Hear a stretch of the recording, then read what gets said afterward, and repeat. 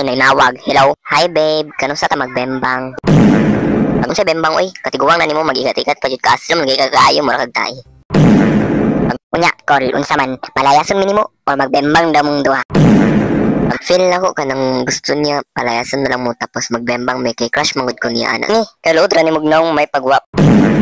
Unsa ihi oy, tambal din na amot man pero anam ito sila tambal man daw ng ihi. Pero tawaga bitong mama ingnon dali aglaba kay magbembang para mi diri.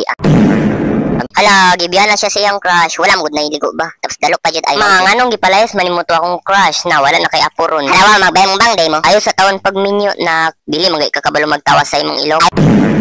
Asab niya ulo nung ano nagampon-ampon man kag mga iro tapos gay kag ulo. Sos, bawo asab niya ni mong baba nung ano magmarites-marites ka tas bawo kay kag baba. Kuy unsay bawo yang baba oy yang ilok sab man. Boy kasabak.